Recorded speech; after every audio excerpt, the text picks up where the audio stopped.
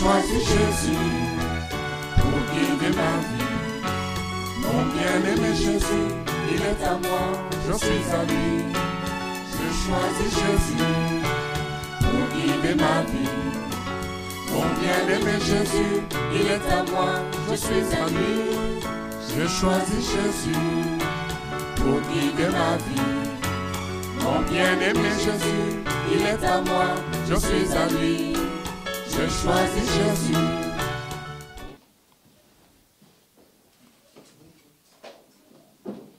Nous lisons dans Jean 12, à partir du verset 23.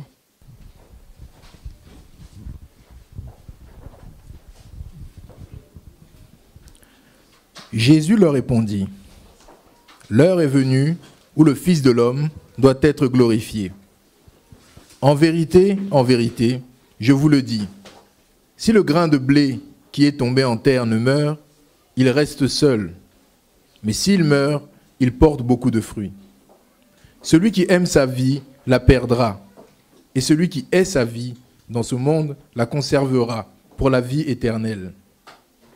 Si quelqu'un me sert, qu'il me suive, et là où je suis, là aussi sera mon serviteur. Si quelqu'un me sert, le Père l'honorera. Maintenant mon âme est troublée.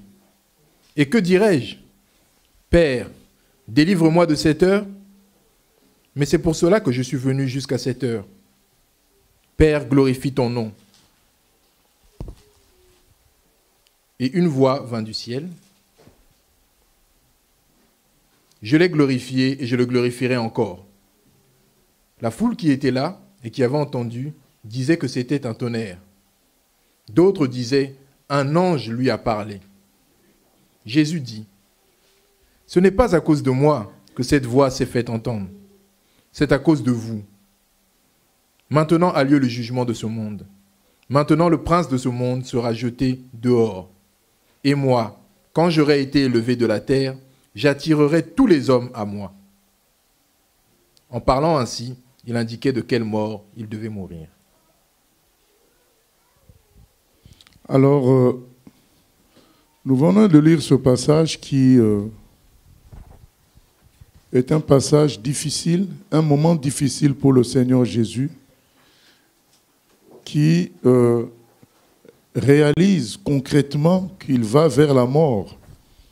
Et il sait que entre cet instant et sa mort, il va y avoir toutes sortes de souffrances et toutes sortes de persécutions, et surtout qu'il n'aura plus à user de sa gloire pour être protégé. Vous savez qu'à plusieurs reprises, on a cherché à éliminer Jésus, mais il ne pouvait pas l'avoir, il ne pouvait pas le toucher, parce que sa gloire était là. Mais là, il sait que viendra un temps où tout ça va être enlevé, afin qu'il soit livré aux forces des ténèbres, livré à ce monde, pour jeter en pâture à ce monde. Il appréhende tout ça. Il sent combien ça va être lourd, jusqu'à être ponctué par la crucifixion. Il sait que ça va être difficile. Et il a envie de faire marche arrière. Il a envie d'arrêter tout ça. Parce que l'avenir est sombre pour lui. L'avenir est difficile. Même si il sait aussi qu'il va ressusciter le troisième jour. Il sait aussi que ce qu'il va vivre là, c'est ça qui fait sa gloire. Il le dit. Jésus leur répondit, l'heure est maintenant venue où le Fils de l'homme va être élevé à la gloire. Il sait que la crucifixion, ses souffrances, c'est ça aussi sa gloire. Voilà une définition de la gloire que beaucoup ne connaissent pas. Nous, quand on dit gloire, on voit tout simplement la magnificence, la puissance, les œuvres merveilleuses du Seigneur, les galaxies, des milliards de galaxies qu'il a créées. L'homme, un être magnifique qu'il a créé. Les miracles, la puissance. Mais Jésus appelle ses souffrances, appelle ses difficultés, sa gloire aussi. C'est sa gloire. Et nous devrons apprendre de lui. Quand il dit, je vais être élevé à la gloire, il s'agit de la croix. Il s'agit de tout le processus. C'est ça qui fait sa gloire. C'est pourquoi quand Jésus est ressuscité, il a gardé les trous dans les mains. Pourtant, le corps était nouveau. Peut-être d'autres blessures qui s'étaient faites, voilà, qui avaient laissé des petites cicatrices, mais tout ça a disparu. Mais les trous dans les mains et dans les pieds et aux côtés, ça n'a pas disparu parce que c'est ça le symbole de sa gloire. L'œuvre de la croix. Ça doit nous apprendre que la gloire, ce n'est pas forcément les choses merveilleuses qu'on peut faire avec Dieu, mais la gloire, c'est surtout lorsqu'on s'offre à Dieu complètement. C'est ça notre gloire. C'est ça qui nous accompagnera au ciel. Parce que les exploits que nous faisons sur terre, c'est Dieu qui les fait à travers nous. Mais s'offrir, il y a notre accord dans le fait de s'offrir à Dieu. Donc c'est aussi notre gloire. Et cette gloire-là sera révélée comme il faut au ciel. Mais ici sur terre, c'est déjà notre gloire que de s'offrir au Seigneur.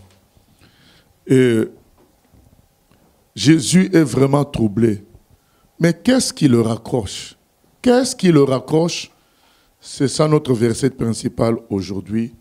C'est le verset 27 qu'on va relire. Verset 27.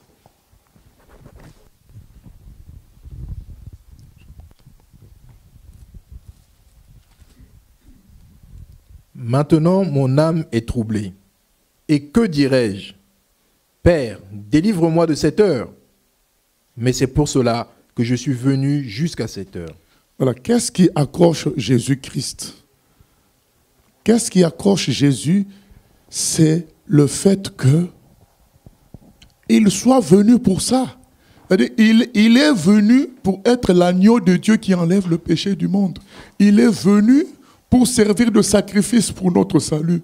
Il est venu pour retirer sa gloire par son sacrifice, par ses souffrances. Il est venu pour ça.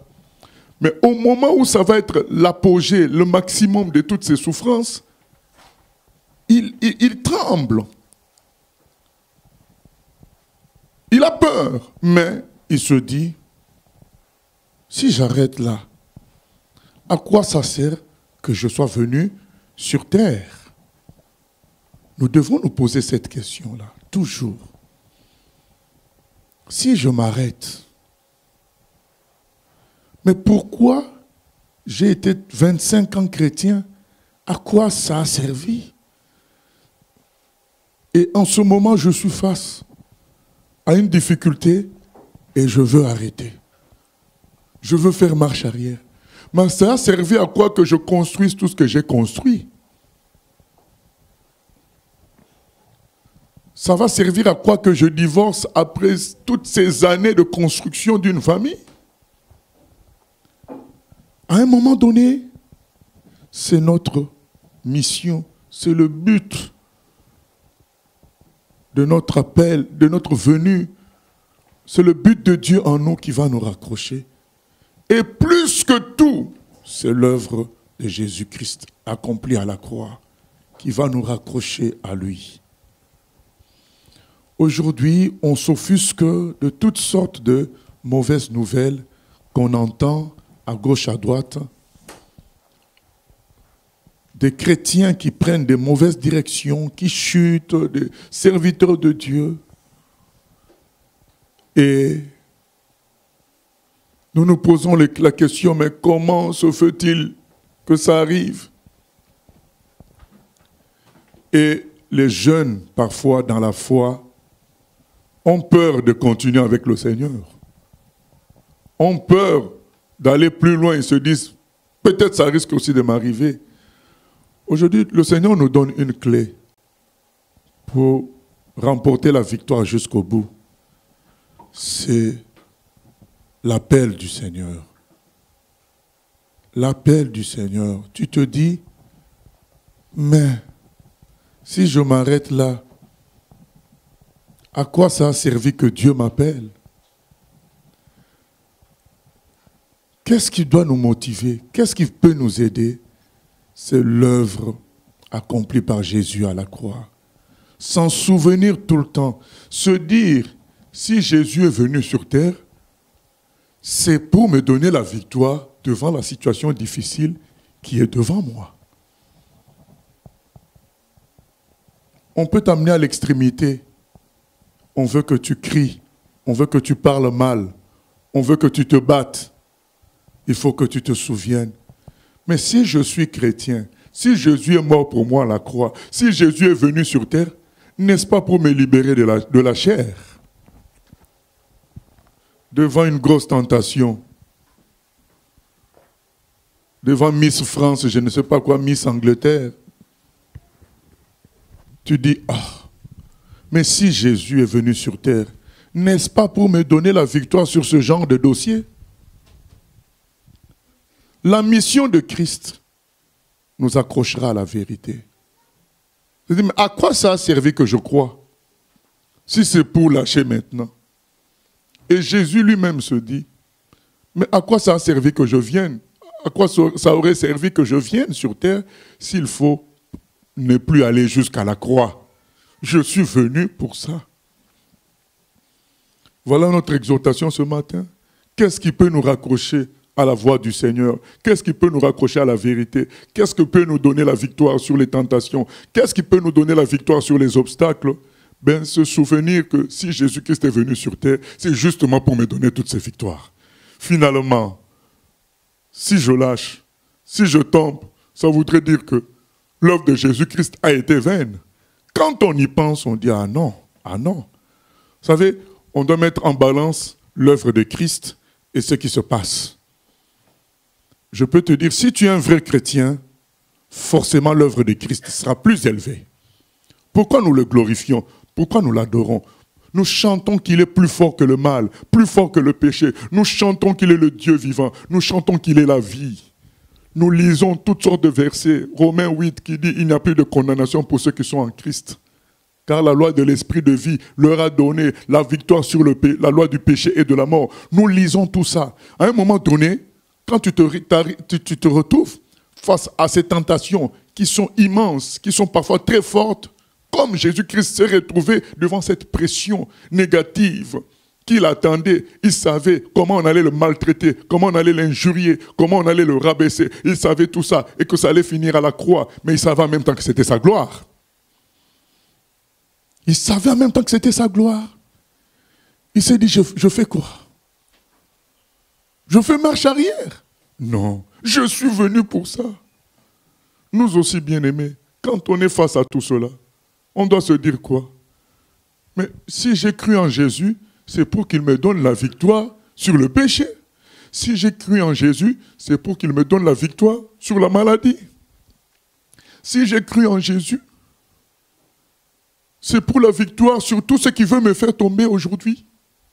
Si j'ai cru en Jésus, c'est pour que j'ai le fruit de l'esprit. Je n'ai pas cru en Jésus pour être coléreux, impulsif, violent. J'ai cru en Jésus pour être un agneau.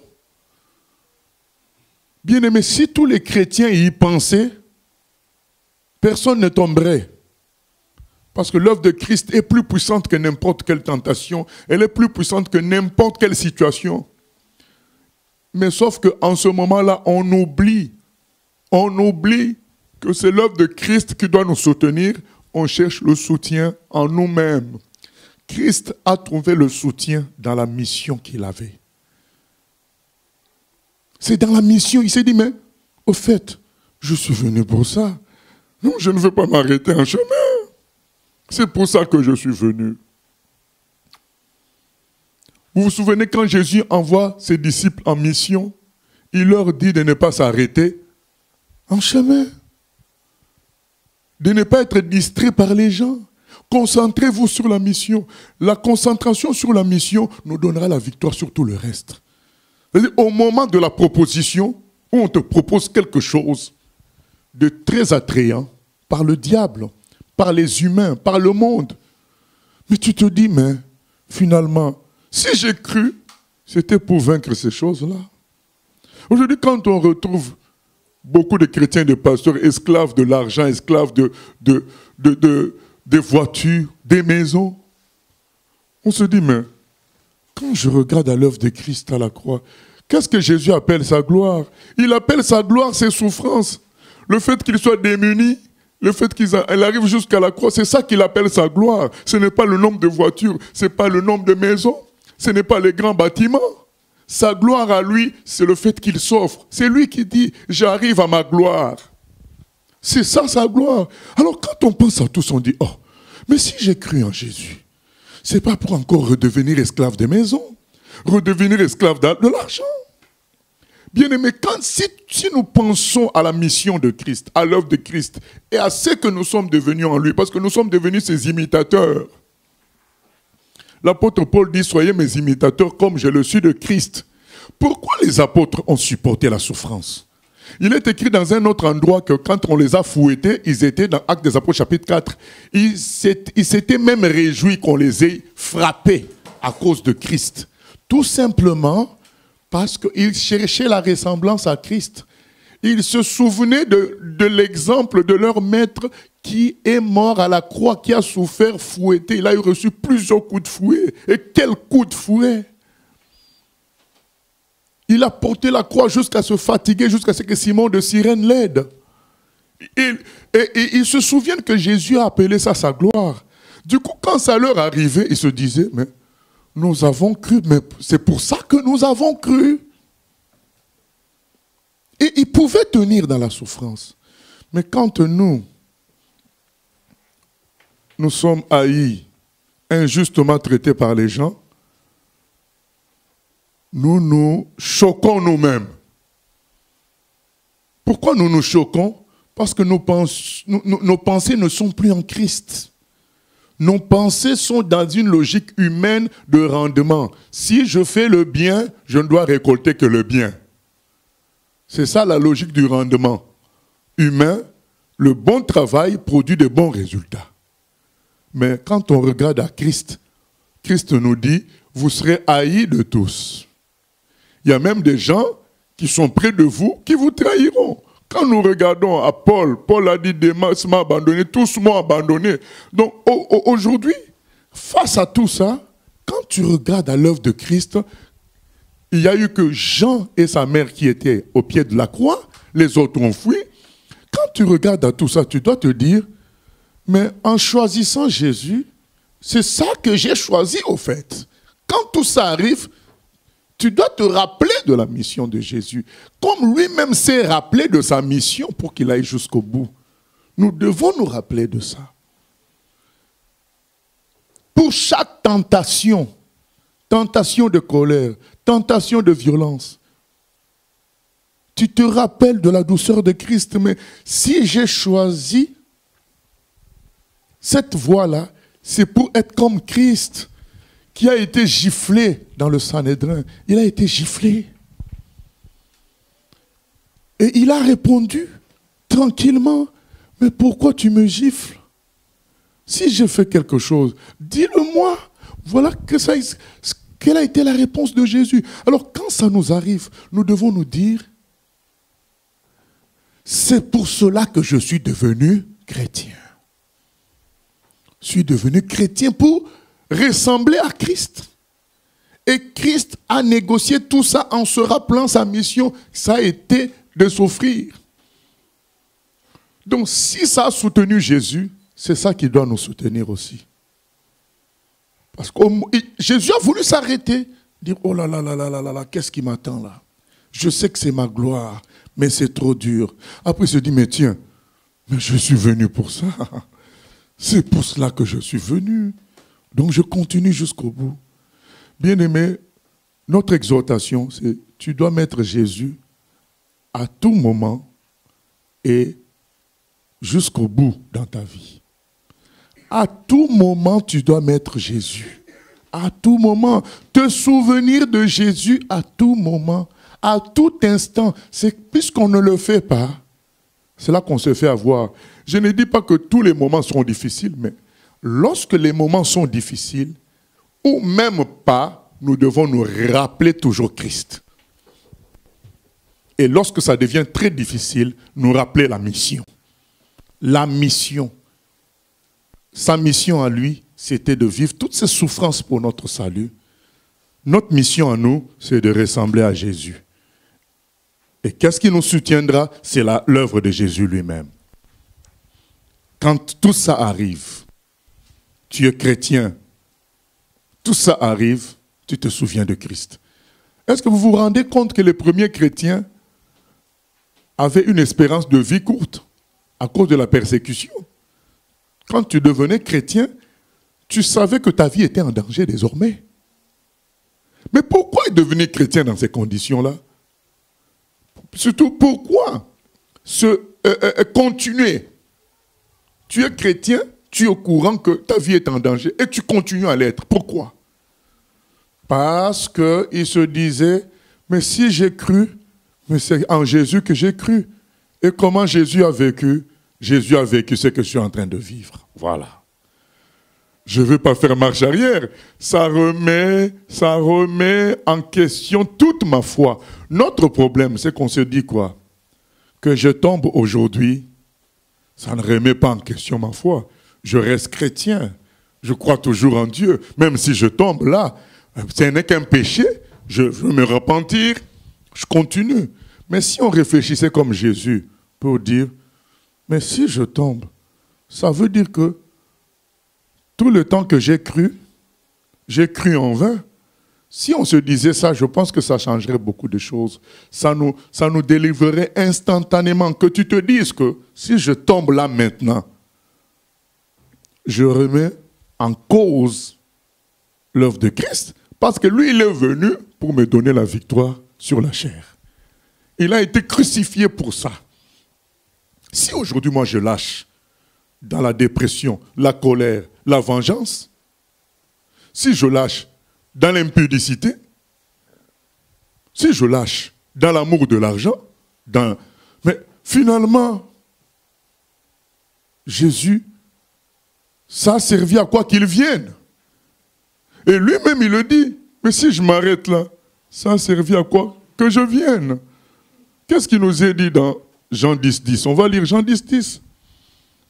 Ça a servi finalement à quoi? Que Jésus dise tout cela. Et il y a plein d'autres passages. Nous n'allons pas lire tous, mais vous connaissez tous les promesses du Seigneur. Tu te dis, mais si je m'arrête là, ça va servir à quoi? Qu'est-ce que le Seigneur nous promet dans Jean 10, 10? Le voleur ne vient que pour dérober, égorger et détruire. Moi, je suis venu afin que les brebis aient la vie et qu'elles soient dans l'abondance. Voilà, frères et sœurs. Tu te dis, mais Jésus a dit qu'il est venu pour que j'aie la vie en abondance. Une vie supérieure à une vie humaine. Mais la vie que je veux mener là, est-ce que c'est une vie supérieure à la vie humaine?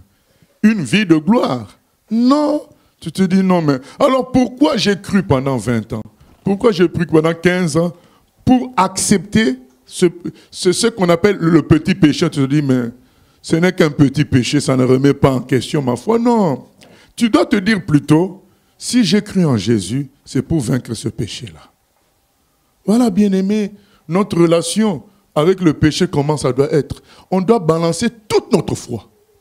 Tu dis, mais si Christ est venu, c'est pour que moi j'aie la supériorité sur le mal, sur le péché. On ne doit pas se dire, bon, on est des humains. Mais non, mais on est des humains, mais Christ est venu pour me donner la victoire sur ça. On ne doit pas s'excuser, ni utiliser le fait que les autres aussi pêchent pour que toi aussi tu pêches tranquillement, effrontément. Non, bien-aimé, il faut se surveiller. Chacun sera jugé pour ses propres péchés. Utiliser les péchés des autres pour que toi tu pêches tranquillement en se disant tes péchés sont moins graves est une grave erreur. Le jugement sera individuel. Tu dois te dire, au contraire, au lieu de dire, si lui a péché, moi je ne vais pas pécher à cause de son péché. Hein? Ça veut dire quoi? Si je pêche à cause du péché de quelqu'un d'autre, c'est que c'est moi qui suis en train de faire la publicité de son péché. Donc son péché est extraordinaire. Voilà que ça me fait pécher moi-même, tranquillement. Non, bien-aimé, si on est vraiment contre un péché, il ne faut pas que ça nous fasse pécher nous-mêmes. Si nous, on pêche à cause d'un autre péché, de quelqu'un d'autre, ça veut dire qui donne la force au premier péché? C'est nous, puisque ça nous fait tomber nous-mêmes. Donc c'est nous qui donnons la force à ce premier péché. Nous croyons qu'en faisant ainsi, nous dénonçons. Ce n'est pas du tout vrai. Quand nous-mêmes nous péchons à cause des péchés des autres, c'est nous qui donnons de la force à ce péché-là. Nous servons l'ennemi. Nous, on doit se dire, si Christ est venu, il est venu pour me donner la victoire sur le mal. Je ne veux pas tomber. Être près de tomber, être proche de tomber, ce n'est pas tomber. Parce que le diable va te dire, tu es déjà prêt, tu as déjà fait 70% pour tomber. Va jusqu'au bout, il ne reste que 30% afin que le péché soit consommé. Non, non, bien aimé, être près de tomber, être attiré à tomber, même tout près de tomber, ce n'est pas encore tomber. En ce moment-là, tu dois t'arrêter comme Jésus, dire, ah, si je tombe là, mais à quoi ça sert que j'ai cru pendant toutes ces années? À quoi ça sert que Jésus soit venu? Jésus est venu pour me donner la victoire sur le péché aujourd'hui. Pas d'une manière globale, mais aujourd'hui. On te propose des millions, comme on avait proposé à Élysée. Tu calcules rapidement dans ton cerveau. 3 maisons, 5 voitures, compte bancaire. Mais quand tu vas penser à Jésus, tu te dis, mais si Jésus est venu, il est venu pour me donner la supériorité sur l'argent. Qu'est-ce qui fait que des prétendus hommes de Dieu deviennent des mendiants de l'argent? Ils oublient ce que Jésus est venu faire. Ils oublient la mission de Christ. La mission de Christ, c'est de nous donner la supériorité sur tout ça. Il a dit, on ne sert pas de maître. Il est venu nous donner la victoire sur l'argent, sur toutes sortes de péchés, sur toutes sortes de faiblesses. Donc au moment où tu es attiré, au moment où tu veux craquer, tu dis, mais si Christ est venu, c'est bien pour me donner la supériorité sur l'argent. Tu dis non, je ne craque pas parce que ça remettrait en question, ça remettrait en cause toute ma foi que j'ai eue depuis le départ. Ça fait des années que je crois. Ça remettrait en question toute l'œuvre de Christ. Il est venu pour nous donner cette victoire. Nous le savons bien aimé, quand il envoie les disciples, il leur dit quoi? De ne rien prendre dans leur poche. Dit, l'ouvrier mérite son salaire, allez comme ça, je m'occuperai de vous. Et quand ils sont revenus dans Luc 22, il leur demande, est-ce que vous avez manqué de quelque chose quand je vous avais envoyé, quand vous êtes partis en mission? Ils ont dit, on n'a manqué de rien. Donc qu'est-ce que Jésus voulait apprendre aux disciples ce jour-là? Je suis plus fort que l'argent. Alors maintenant, quand on est face à ces tentations-là, où les gens veulent nous manipuler par l'argent, où nous-mêmes, on pense que c'est l'argent qui va résoudre les problèmes de l'Église, l'argent qui va résoudre nos problèmes. En ce moment-là, on se dit, mais si je commence à penser comme ça, il y a un problème, puisque Christ est venu pour le contraire. Se rappeler de la mission de Christ nous aidera à rester dans la vérité. Tu te dis, mais finalement, Christ est venu pour me donner cette supériorité-là, et moi, voilà que je commence à conditionner tout à l'argent. Stop. Rappel de la mission de Christ. Ce n'est pas ta force qui va te sauver. Le Seigneur dit, ce n'est ni par la force ni la puissance, mais c'est par mon esprit. Ce n'est pas ta force. C'est l'œuvre de Christ à la croix qui nous donne toute victoire. Et c'est son esprit qui nous rappelle cela. Et quand son esprit travaille en nous pour nous rappeler cela, il nous obtient une délivrance totale. Tu te dis, mais finalement, Christ est venu pour que moi je sois parfait. Là, on veut m'écarter de ma mission. On veut m'écarter de l'œuvre de Christ. Tu dis non, non, non, non, non, non, non, non, non. Non, non, non, non, non. Vous savez, j'ai lu un petit article sur le gardien Oliver Kahn, un gardien de l'équipe de football de l'Allemagne, de l'équipe nationale allemande. On a dit que ce type-là était tellement attaché à ne jamais perdre que lors d'un match avec les enfants. On a fait un match avec les enfants, dont les enfants devaient faire des tirs au but. Et si un enfant marquait, ça allait faire un don pour une association qui aidait les malades. Vous vous rendez compte? Donc, si un enfant marquait face à Oliver Kahn, ça fait que une entreprise, je ne sais pas qui, donnait de l'argent à une association qui vient aux malades, qui en aide aux malades. Mais ce Oliver Kahn était tellement attaché au fait qu'on ne marque pas, il n'a pas laissé les enfants marquer. Est-ce que vous vous rendez compte? Donc cet homme se disait, je suis gardien de but. Je ne suis pas là pour aider les enfants, je suis gardien de but. Les enfants ont souffert pour marquer. À cause de sa mission, il se dit, moi, je suis gardien de but. Le gardien de but, quel est son rôle? Eh bien, empêcher que le but entre. Mais oui, mais si un enfant marque, ça fait de l'argent pour une association de bienfaisance, eh bien, les enfants n'ont pas marqué. À cause de sa mission, c'est-à-dire que ce type-là était attaché au fait qu'il était qui? Gardien de but. Donc quand on est attaché à la mission, tu te dis, mais je suis qui? Disciple de Jésus. Et Jésus, comment il a été?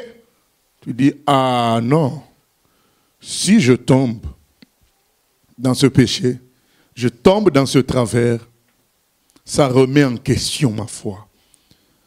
Ça remet en question tout cela. C'est ça qui nous donnera la victoire sur le péché. Chaque péché, nous devons le mettre en confrontation avec l'œuvre de Jésus, avec notre mission, avec sa mission à lui. Et nous aurons la victoire. Chaque obstacle, bien-aimé, nous devons mettre ça en confrontation avec l'œuvre de Jésus. Je vous ai déjà raconté une fois, là maintenant on passe des tentations, du péché au projet du Seigneur, au travail du Seigneur. Une fois, je me suis retrouvé en Guyane. On avait notre bien-aimé qui prenait des cours de pilotage et il a proposé qu'on aille dans une ville de la Guyane qu'on n'atteint que en avion, puisque c'est la forêt équatoriale, la forêt amazonienne qui sépare la capitale Cayenne de cette ville qui s'appelle Maripasoula. Alors, il a proposé qu'on y aille prier. Mais c'est lui qui allait piloter un avion à 4 places. Et bien aimé, déjà, à l'époque, je n'étais même pas à l'aise dans les grands avions à 200 places. Et là, c'était un petit avion à 4 places. Bien aimé, quand vous vous approchez de ces avions-là, vous avez l'impression qu'en l'air, ça va se désintégrer. Parce que les choses ne sont pas fixées. On a l'impression que tout n'est pas bien fixé. Et quand des choses comme ça arrivent, tu te dis, ah, je suis quand même père de 5 enfants, et puis... Mais la question est venue. Jésus est venu, pourquoi? Et moi, il m'a établi, pourquoi? Il m'a établi pour sauver l'humanité. Maintenant, on me propose d'aller prier, quelque part. J'ai envie, de toutes mes forces, de dire non. Entrer dans ce petit avion-là qui semble plus petit qu'une voiture. Mais quand je me souviens de ma mission, je dis non. Quand je me souviens qu'un jour, moi aussi, j'enverrai des gens à Maripasoula, je dis non. Si moi, un jour, j'enverrai des gens, moi-même, je dois y aller. Je me rappelle de ma mission. C'est quoi? C'est de gagner le pays. Mais on gagne le pays comment?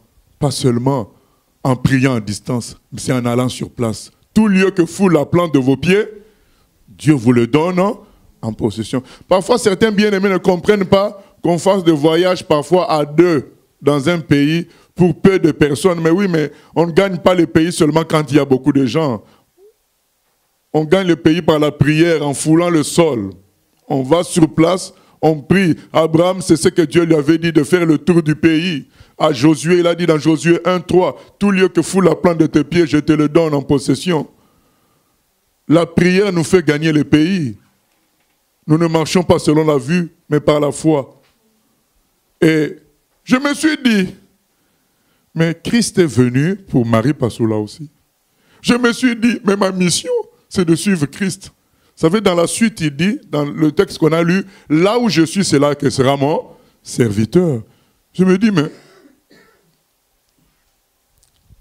ce n'est pas de gaieté de cœur, bien-aimé. Je me dis, si je ne monte pas dans cet avion, toute ma foi est perdue.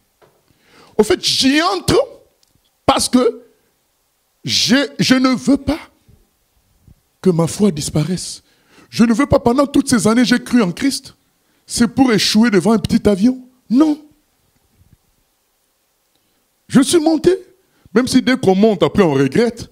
Mais je ne pouvais pas ne pas monter. Ça voudrait dire que pourquoi j'ai cru en Christ, n'est-ce pas, puisqu'il est ma protection? Le problème est là. Il y a des gens qui ont condamné le jeune homme qui est parti dans les îles Andaman, les îles où personne ne va, vers l'Inde. Les îles, ça appartient à l'Inde, mais même l'État indien ne met pas pied là-bas. C'est des gens qui sont comme ça depuis des siècles. On ne veut pas les déranger. Ils sont environ 300. C'est des tribus qui vivent comme une tribu qui vit comme ça. Et dès qu'un étranger va là-bas, il tue l'étranger. Ils ne veulent pas qu'il y ait d'autres étrangers. Ils ont déjà tué beaucoup de gens. Et le jour où un chrétien est parti leur apporter l'évangile récemment, on l'a tué. Les gens ont crié, il s'est pris pour qui, voilà, tout le monde sait qu'on tue les gens là-bas. Pourquoi lui il est parti? Mais parce qu'un jour ce chrétien-là s'est dit, si je ne pars pas là-bas, ça veut dire que tout ce en quoi j'ai cru est vain. Le Seigneur a dit, allez faire de toutes les nations des disciples. Certainement dans la nuit, certainement dans la journée, ce verset-là est venu fortement dans son cœur. Il a senti que s'il n'allait pas là-bas, il perdait toute sa foi. C'est ce qui arrive à notre Seigneur Jésus-Christ. En ce moment-là, il sent combien, vous savez, les souffrances de Jésus, je ne peux même pas les expliquer parce que ce n'est pas humain. Parce que les démons sont mêlés à ça. Il y a des pressions surnaturelles qui sont mêlées à ça. À part les souffrances physiques que nous, on peut voir, qui sont déjà exagérées, mais les souffrances n'étaient pas que ça. Il y avait d'autres choses. Ce n'est pas notre sujet d'aujourd'hui. Alors quand Jésus sent tout ça, il veut reculer, mais il dit, mais non, mais je suis venu pour ça. Je suis venu pour ça, donc c'est ça ma mission. Ça remet en question tout. Pourquoi je suis venu naître dans une étable? J'ai accepté 30 ans d'être inconnu. J'ai prêché ce que j'ai prêché. Et maintenant, dois-je reculer? Dit non. Ce garçon-là, certainement, il a eu une pression d'un des versets bibliques que nous lisons là. Qui lui a fait la sensation que s'il n'allait pas dans les îles Andaman, sa foi était zéro. Bien aimé, entre la foi et la vie, je préfère la foi. La vie sans la foi est une vie pourrie, une vie désespérée. Alors il a préféré prêcher aux îles, aller prêcher aux îles Andaman. Dès qu'il est arrivé, on l'a tué. Mais au moins, il est mort dans la foi. Je préfère mourir dans la foi que vivre sans foi. Vivre sans foi, c'est une vie morte spirituellement parlant. Ce n'est pas une vie. Bien-aimé, quand on est monté dans l'avion, on est arrivé dans les airs, dans la forêt équatoriale, au-dessus de la forêt équatoriale, je dis, mais qu'est-ce qui m'a pris d'entrer dans cet avion-là? Parce que, bien-aimé, c'est tellement petit que tu as l'impression que tu es sur un oiseau. Et donc, tous les mouvements, tu sens, même les petits mouvements. J'ai dit, mais qu'est-ce qui m'a pris? Et sur le chemin du retour, un nuage nous bloquait la route.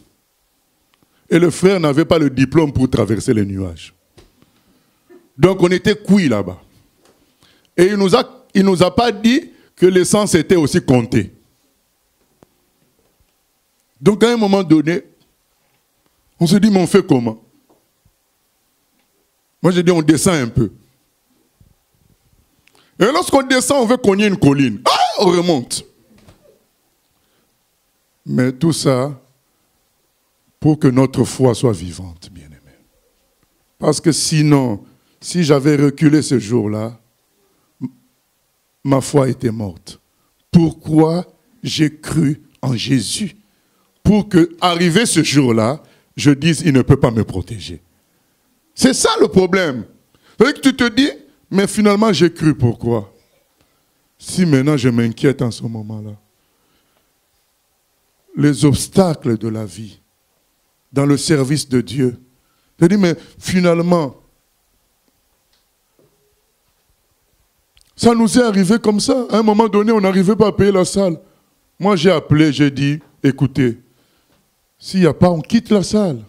On n'a pas cru en Jésus pour dépendre d'une salle. On n'a pas cru en Jésus pour dépendre de l'argent des humains. Si c'est ça, notre foi est morte. S'il n'y a pas d'argent, nous servirons l'Éternel. Parce que c'est lui qui nous a dit, comme je me mets à la place des apôtres, allez sans argent.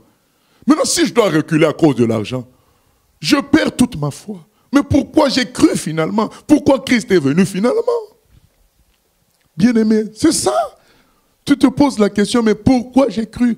Si je dois reculer face à cet obstacle, qu'est l'argent? Si je dois reculer, tu arrives dans un endroit pour prêcher, il n'y a que 3 personnes. Ah, mais il n'y a que 3 personnes. On verra demain. Ah non! Il n'y a que 3 personnes, on prêche. Parce que Christ, quand il est parti voir Zachée, il n'est parti voir que Zachée. Il a parlé avec Zachée. Il n'était pas parti pour quelqu'un d'autre. C'était pour une personne.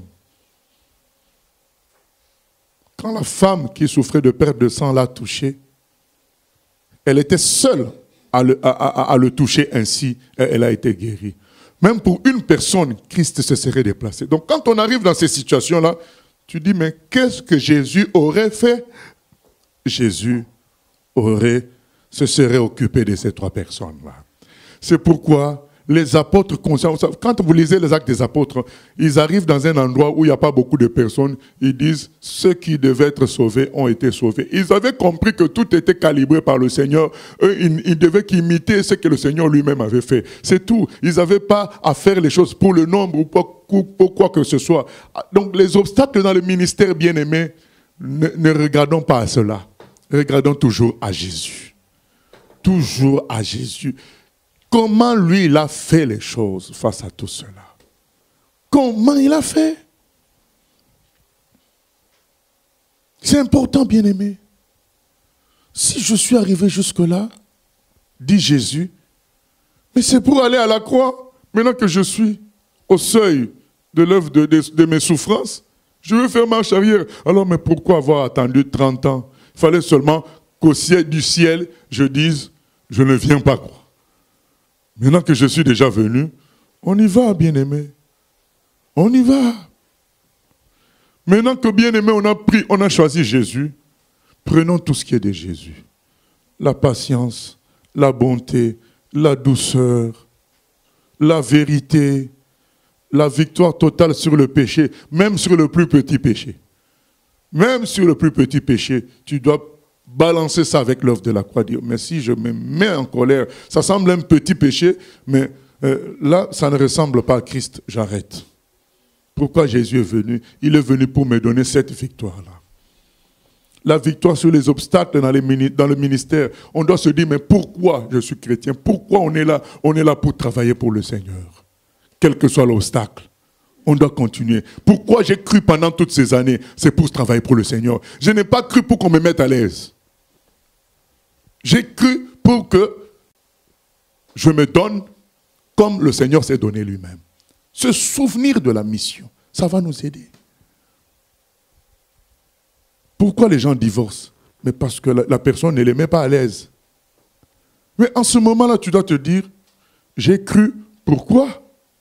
J'ai cru pour être comme Jésus, qui s'est offert en rançon pour les autres. Je n'ai pas cru pour qu'on me mette à l'aise. Il faut se souvenir de la mission de Christ. Autre chose, bien-aimé, ce sont les épreuves. Maladie, licenciement, accident, mort d'un proche, tout ça quand ça arrive, on doit se dire quoi? Mais j'ai cru que tout concourt pour le bien de ceux qui aiment Dieu.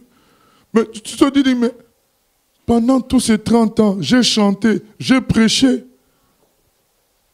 Mais c'était pour vivre ce que je vis là maintenant. J'ai encouragé les autres.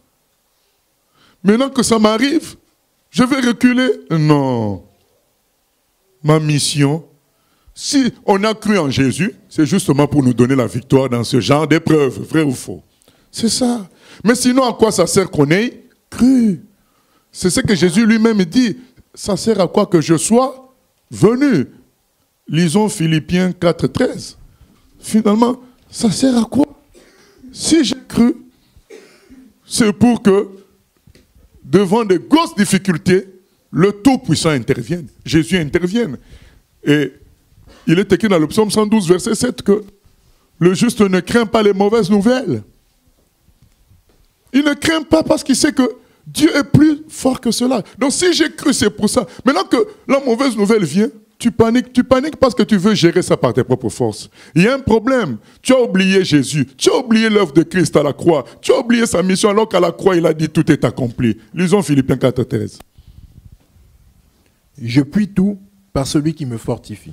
Je puis tout par celui qui me fortifie. Donc à chaque fois que je veux penser à Christ, je surmonterai tout obstacle.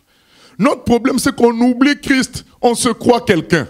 On se croit fort. On veut se débrouiller par nous-mêmes. On veut résoudre des choses par soi-même. Et on ne trouve aucune ressource, alors on tombe. On ne trouve aucune ressource, alors on crie. On ne trouve aucune ressource, alors on choisit le mal. Parce que, finalement, on a oublié notre mission. On a oublié l'œuvre de Christ. Face à tout ça, maladie, accident, nous devons toujours penser quelle est la mission du Seigneur. Même parfois, accident dans les choses de Dieu. Hein. Un serviteur de Dieu, mais à la veille de faire un meeting en Afrique du Sud, il avait fait une tente. Une tente, une très grande tente. C'était la plus grande tente de l'époque. C'était le record de Guinness de l'époque. La plus grande tente, je crois que ça pouvait contenir 10 000 personnes. Une tente qui pouvait contenir 10 000 personnes. Quelques jours avant l'évangélisation, le vent a soufflé, a déchiré la tente. Mais là, il va y avoir toujours des gens qui pourront dire quoi? Oh, certainement, il a un problème dans sa vie. Mais, bien-aimé, quand tu es de Dieu, c'est en ce moment-là, tu dis, j'ai cru pour ces moments-là. J'ai cru en Jésus pour ces moments-là. C'est là. Et quand il a eu cette attitude-là, le Seigneur lui a répondu, hein, vous n'avez pas besoin de tente, vos louanges vont être une tente au-dessus de vous. Et ce jour-là, il y avait tellement de monde que, effectivement, la tente allait être petite. C'est Dieu lui-même qui a fait que la tente soit cassée parce qu'elle n'allait pas pouvoir contenir tout le monde. Et il a dit, vos louanges vont être une tente au-dessus de vous. Et depuis ce jour-là, ce serviteur n'avait plus jamais utilisé de tente. Il faisait le meeting en plein air, comptant sur les louanges du Seigneur pour couvrir à chaque fois. Bien-aimé, c'est ça, marcher avec le Seigneur, se souvenir. Mais si j'ai fait la tente, c'est pourquoi? C'est pour prêcher aux gens, c'est pour Dieu. Mais si ça se casse, c'est lui, c'est pas moi. Mais quand on oublie ça, on commence à entendre les critiques des gens. Oh, mais peut-être la tente avait été faite précipitamment. Peut-être... Quand tu oublies Christ, tu vas te faire avoir dans l'agitation. Mais quand tu reviens à lui, tu dis, mais j'ai fait ça pourquoi? J'ai fait ça pour prêcher l'évangile. Tu te souviens de ta mission? Mais j'ai fait ça pourquoi? Est-ce que c'est pour gagner l'argent? Ben non. J'ai fait ça pourquoi? Pour sauver les âmes. Eh bien, Le Seigneur est au contrôle. Je ne vais pas reculer. C'est ça, bien-aimé. Se souvenir de la mission de Christ et de notre mission en Christ. Quelqu'un est malade, on se souvient. Christ est mort à la croix. Par ses maîtres-sûrs, nous sommes guéris. Nous prions. Nous ne prions pas en souvenir de notre exploit d'hier, parce que peut-être hier, il n'y a pas eu d'exploit. Et on cherche des exploits, on ne voit pas l'exploit qu'on a fait, et on n'arrive pas à prier. On se dit, ah mais la maladie là est trop grave. Non. On doit se souvenir de l'œuvre accomplie par Jésus et se dire, mais si j'ai cru en la guérison des malades aussi. J'ai cru en tout ça. Et je veux prier en fonction de ce que Jésus a fait à la croix. Pas en fonction de mes bons souvenirs, mais en fonction de ce qu'il a fait.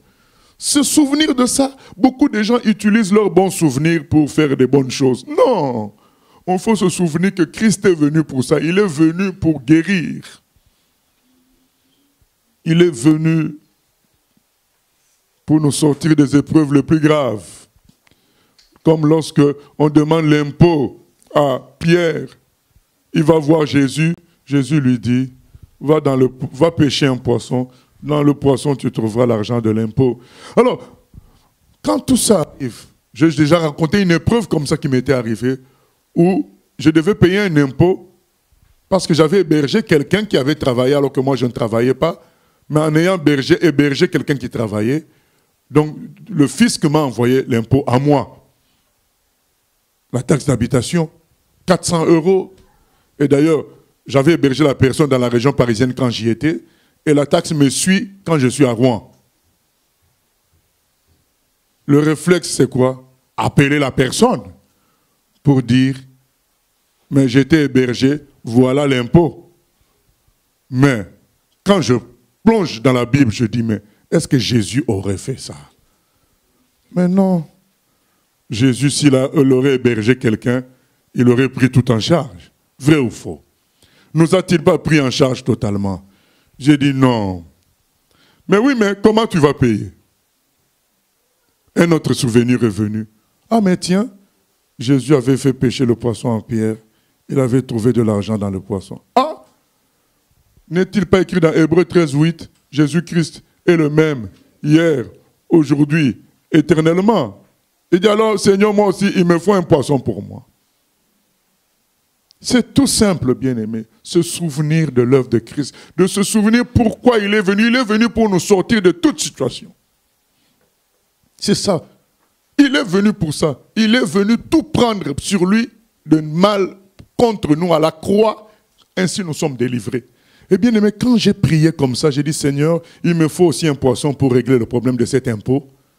J'ai eu la paix dans le cœur et je sais, j'ai oublié comment j'ai payé ça, mais je sais que ça a été payé. Mais je n'ai pas appelé la personne pour lui dire, c'est à toi de payer. C'est moi qui ai pris ça en charge, mais ce n'est pas moi qui ai pris ça en charge, c'est le Seigneur. Parce que je me suis souvenu de pourquoi il était venu. Se souvenir de cela. C'est très important, bien-aimé. Dans les épreuves. Pourquoi j'ai cru?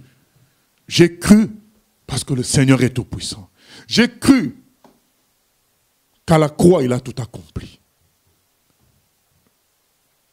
Pourquoi? La mission va nous aider. La mission va nous aider. Le rappel de la mission. Vous savez, il y a Joseph, qui est là, dans toutes sortes de souffrances, pendant des années.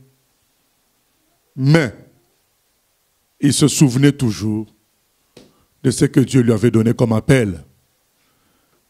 Et devant la tentation de la femme de Potiphar, il n'a pas cédé, parce qu'il se souvenait de sa mission.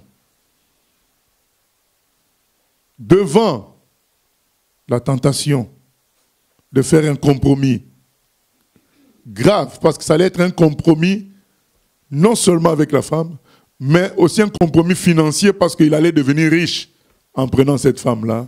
Devant cette tentation-là, il n'a pas cédé parce que son appel, il savait que son appel était plus fort que tout ça. Et donc Jésus, devant le moment où il veut, Satan le tente, hein, pendant 40 jours dans le désert. Satan le tente, il dit, mais hey, je peux te donner tous les royaumes. Jésus sait que lui, il sera consacré, reconnu roi des rois, seigneur des seigneurs de tout l'univers. Pas seulement des royaumes de la terre, de tout l'univers. La mission de Jésus, son appel, il dit non, non, non, non, je n'ai pas besoin de t'adorer. Nous oublions notre appel, nous oublions notre mission. C'est ça qui nous soutiendra. Et beaucoup de gens ne sont même pas conscients qu'ils sont appelés. Beaucoup de gens se pensent, parce qu'ils n'ont pas de titre, diacre ou pasteur, ils se négligent et ils tombent dans le péché facilement, ils tombent dans la colère facilement, ils tombent dans l'orgueil facilement, ils oublient qu'ils sont des Jésus. Nous sommes des disciples de Jésus, appelés tous à être comme Jésus. Il n'y a pas d'excuse à dire, moi je ne suis pas pasteur, je ne suis pas ceci, donc je peux fumer, je peux prendre ceci. Non! On est tous appelés à être comme Jésus. Et devant ces situations-là, que ce soit les tentations, que ce soit les obstacles dans le ministère, que ce soit les épreuves de la vie, nous devons nous rappeler notre appel et dire, mais qu'est-ce que Jésus a fait? Je suis un autre Jésus. J'ai la responsabilité d'être Jésus sur cette terre. Qu'est-ce que Jésus avait fait? Si je ne fais pas comme lui, finalement, pourquoi j'ai cru? Si je ne fais pas comme lui, finalement, ça veut dire qu'il a échoué à la croix, alors que lui, il a dit qu'il a tout accompli pour que moi, je réussisse. Quand on pense à tout ça, on dit non, ça remet en question toute ma foi, ça remet en question toute ma vie. Je refuse de céder, je refuse de tomber, je refuse de reculer. Je refuse de reculer. Satan te dira, ça ne marche pas. Laisse tomber le travail de Dieu. Ça ne marche pas. Les hommes sont mauvais. Mais si toi tu es bon, pourquoi il n'y a pas d'autres bons? Il n'y a que toi qui es bon. Il ne faut pas écouter la voix de Satan. Élie croyait être seul. Mais Dieu dit à Élie, il y a 7000 autres. Tu n'es pas seul. Satan va te dire, tous les hommes sont mauvais. Reste seul. Ah donc seul, ça veut dire que c'est toi seul qui est dans le monde entier qui est bon. Ah, il y a un problème. Quand tu vas te souvenir que Christ a dit quoi? Il n'y a de bon que Dieu. Quand on l'a appelé bon maître, il a dit il n'y a que Dieu qui est bon. Aucun d'entre nous n'est bon. Est-ce que vous vous rendez compte? Qui est-ce que Jésus choisit comme collaborateur? Après avoir prié combien de temps? Toute une nuit. Il va choisir des pêcheurs de poissons comme collaborateurs. Il choisit même celui qui va le trahir. N'est-ce pas, on va dire, mais oh, il a prié pour choisir des gens comme ça, des zéros. Mais non. Ce choix-là montre quoi? Ça montre que Jésus comptait sur qui? Il comptait sur Dieu. Il comptait sur son Père, il ne comptait pas sur ces gens-là qu'il choisissait.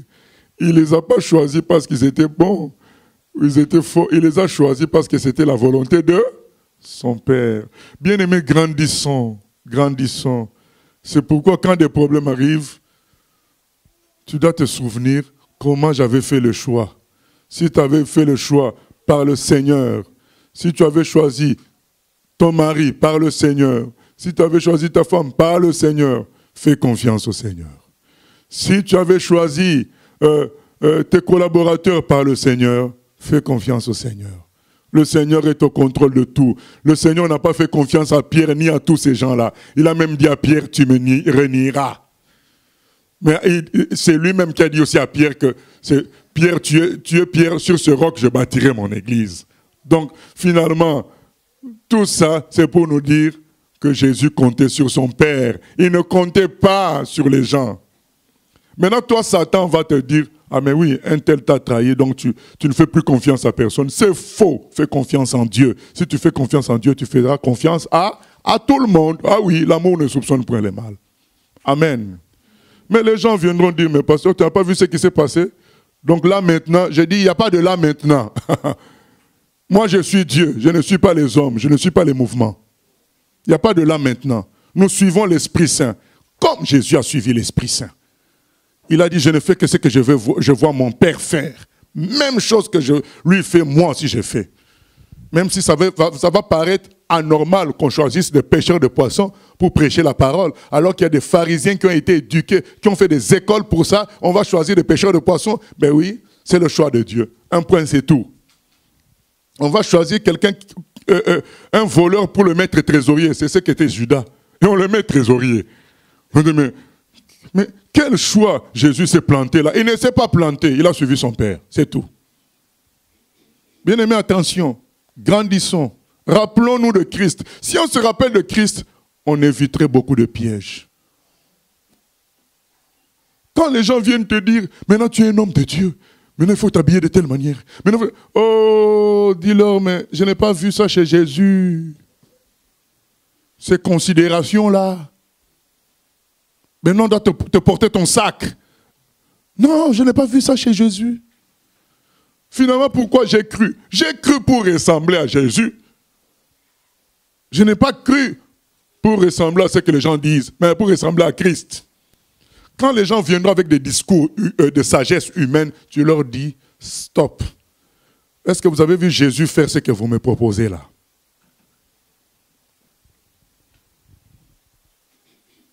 Bien-aimés, restons sur Jésus. Restons sur la parole. À tout moment et jusqu'au bout. À tout moment, dans toutes les sources, tu mets Jésus. Et jusqu'au bout. Comme lui, il s'est dit, je vais jusqu'au bout. Je suis venu pour la croix. Je vais jusqu'au bout. Nous aussi, on doit aller jusqu'au bout.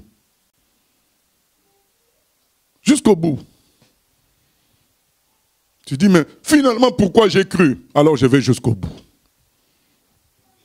Jusqu'au bout dans la vérité. Jusqu'au bout dans la ressemblance à Christ.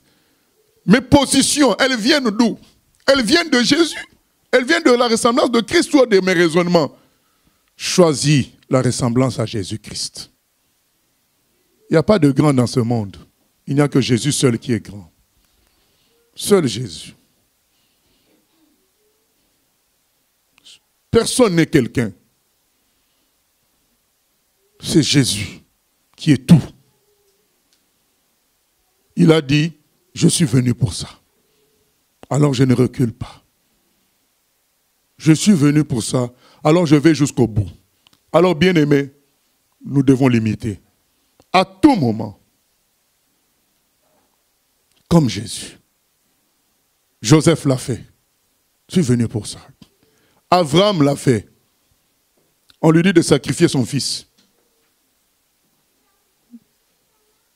Et vous savez, pour éviter certaines agitations, les choses très élevées, on n'en parle à personne, quoi. Parce que si Abraham avait dit ça à sa femme, ou bien à des amis, que je vais sacrifier Isaac, oh, donc il y aurait eu des problèmes. Lui, il savait que c'était la voix de Dieu. Il a dit, mais cette voix-là m'a fait sortir de Canaan. Cette voix m'a fait faire telle chose, m'a conduit jusqu'aujourd'hui, m'a donné toutes sortes de victoires. Maintenant que cette voix me demande de sacrifier mon fils, je vais dire non. Je vais aller jusqu'au bout. À tout moment et jusqu'au bout. Parce que cette voix a tout fait pour moi. Maintenant, la même voix me demande de sacrifier le fils. En plus, on me demande de sacrifier. La même voix m'avait dit que c'est mon descendant. Vous savez, le problème d'Abraham, il avait deux situations contradictoires dites par la même voix. Celui qui va te succéder, c'est Isaac. La même voix a dit, il faut le tuer. Mais il fait quoi? Il obéit à quoi? À la même voix, Abraham a accepté ce que la voix avait dit en disant, ça va être ton descendant. Il accepte aussi ce que la voix dit, il faut le tuer. Et quelle a été la solution? La solution, Abraham s'est dit, selon Hébreux 11, Dieu allait le ressusciter. La révélation de la résurrection est venue de l'obéissance à Abraham à suivre la même voie, quel que soit ce que la voix disait. Puisque c'est cette voie-là. Et bien aimé, la parole, nous devons la suivre, quel que soit ce qu'elle dit. Parce que nous avons cru en elle pour recevoir la vie. Et maintenant Jésus dit, il faut me manger. Ah, tout le monde le quitte. Et Jésus dit aux 12, mais vous aussi vous devez quitter. Pourquoi vous ne quittez pas? On dit, mais c'est toi qui as les paroles de la vie éternelle. Nous avons, au fait, ils ont dit à Jésus, mais Jésus, si nous pouvons même te comprendre, si même nous sommes là, c'est toi qui nous as donné ces paroles-là de la vie éternelle. Maintenant, nous allons y renoncer parce qu'on n'a pas compris cette dernière parole. Ah non, non, non, non, non. Nous restons accrochés à toi. Il faut rester accroché à Jésus quoi qu'il arrive. C'est Jésus qui a les paroles de la vie éternelle. On n'est pas accroché à un système, on n'est pas accroché à quelqu'un, on doit être accroché à Jésus quoi qu'il arrive. Est-ce que tes choix viennent de Jésus? Jésus était accroché à sa mission quoi qu'il arrive. Il a dit, j'ai peur, je tremble, ça va être trop dur pour moi, très dur. Mais si je suis venu sur terre, c'est pour aller jusqu'à la croix, alors jusqu'au bout. Bien-aimés, dans tous les domaines de nos vies, mettons Jésus. À tout moment. Et s'il faut aller jusqu'au bout, allez jusqu'au bout, sinon ça remet en question tout. Le péché que tu commets remet en question toute ta foi. Ce n'est pas un accident au passage. Est-ce que, je vais vous dire, si Jésus avait péché une seule fois, est-ce que nous on serait sauvés? Alors, donc on n'a pas à négliger un seul péché. Dire, ah ben c'est pas grave, je me mets en colère aujourd'hui, le soir je demanderai pardon. Ah non! Le péché que tu commets là me remet en question toute ta foi. Tu dois prendre ça au sérieux. Je ne dis pas que si on a commis un péché, c'est fini. On a commis un péché, voilà, le Seigneur nous pardonne à cause de 1 Jean 1,9, à cause de son sang. Mais quand on demande pardon, quand on se repent. Mais je dis tout simplement, on doit prendre au sérieux chaque moment de nos vies. Mettre Christ chaque moment de nos vies et aller jusqu'au bout. Jean Schwab a fait 3 ans d'hôpital en hôpital. 3 ans en Suisse, après un accident de train. C'était un chrétien véritable. Et il a fait un accident de train et son corps s'est abîmé.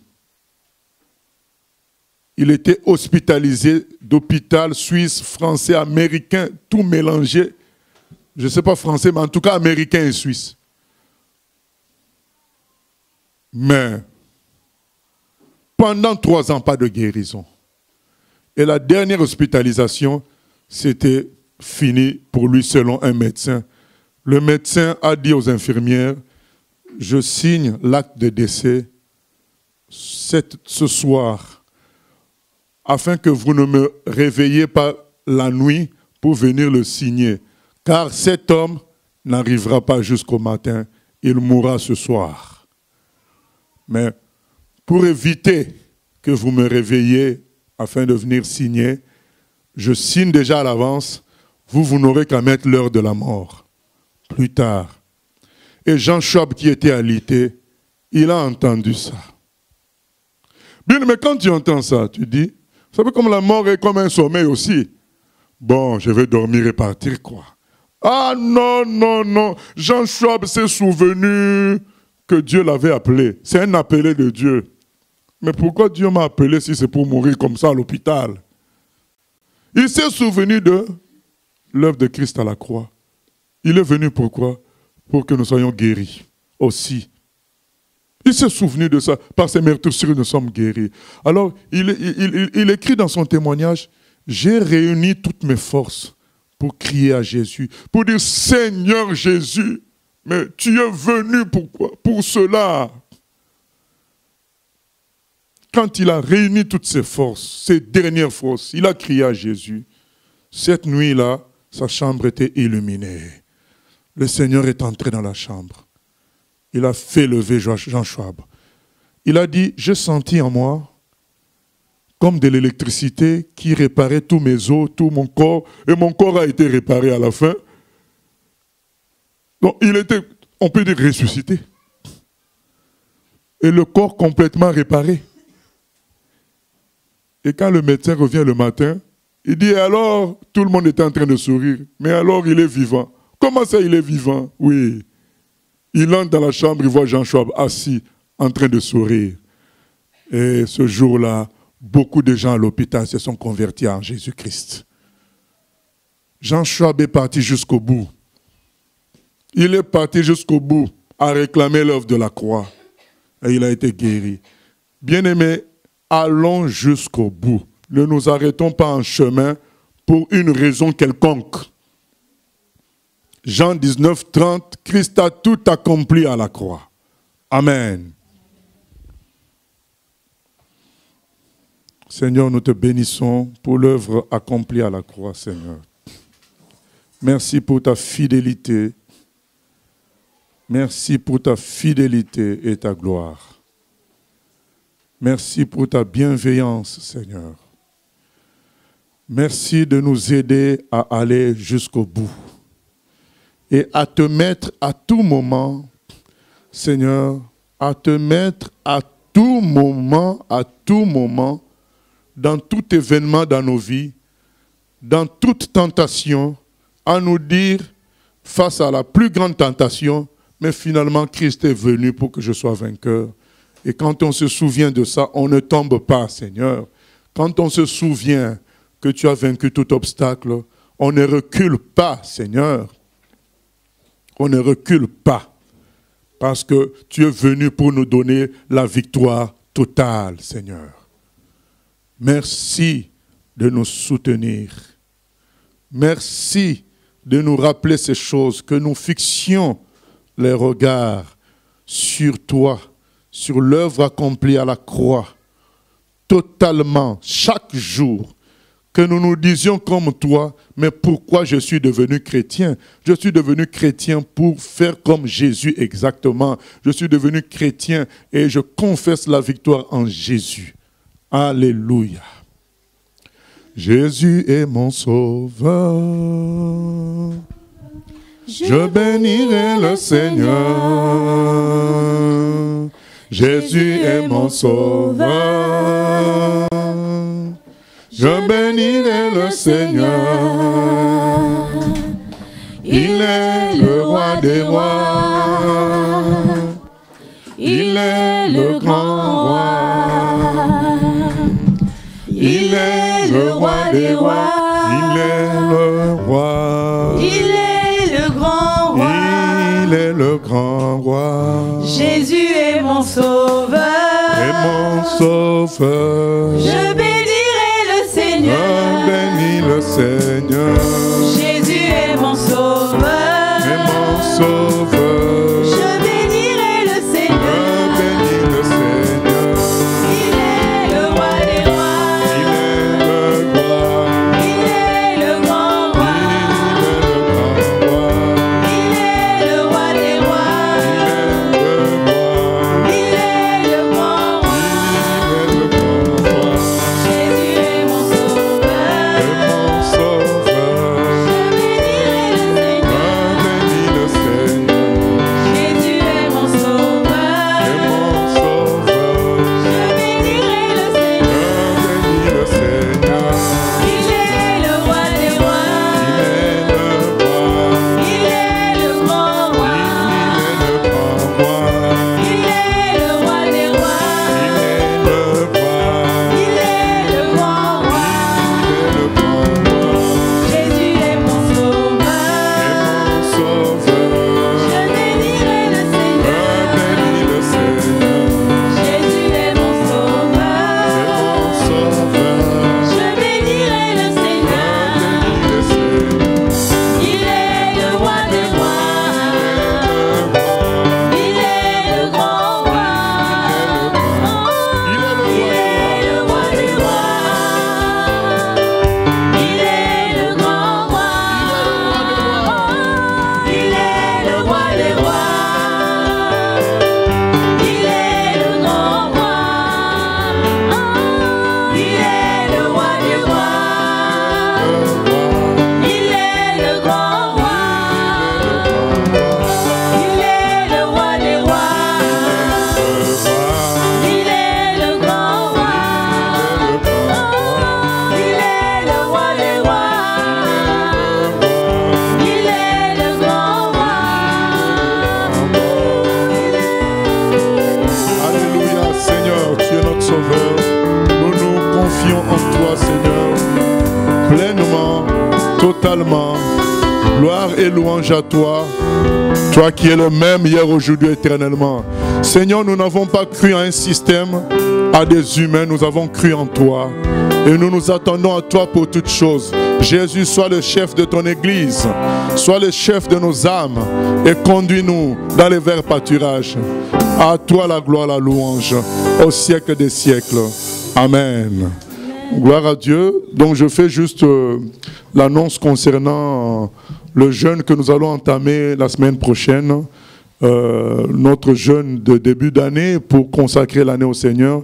Cette année, c'est un appel à la prière. Donc nous allons consacrer cette année à la prière parce que quand nous nous souvenons de ce que Jésus est venu faire, nous ne voyons pas trop ça s'accomplir aujourd'hui. Nous voulons consacrer cette année à prier pour que ce que Jésus est venu faire, nous puissions le vivre et le voir clairement. Voilà, donc du lundi au vendredi, nous serons en prière. On jeûnera et on coupera, on rompra le jeûne le soir après la prière. Et ça sera tout ça transmis en direct sur la chaîne ccnbtm.com, donc le site ccnbtm.com en live, et puis retransmis plus tard sur YouTube. Voilà, donc pour tous les bien-aimés qui sont à distance, soyons ensemble dans le jeûne, donc à partir de demain, et chaque jour, donc on se retrouve ici, que ce soit par Internet, et que ce soit physiquement, on se retrouve ici pour prier, clôturer dans la prière et ensuite rompre en communion fraternelle. Que Dieu nous bénisse. Je laisse David continuer ensuite.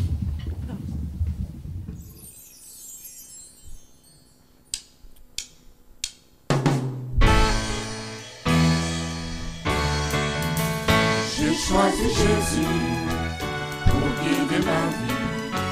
Mon bien-aimé Jésus, il est à moi, je suis à lui.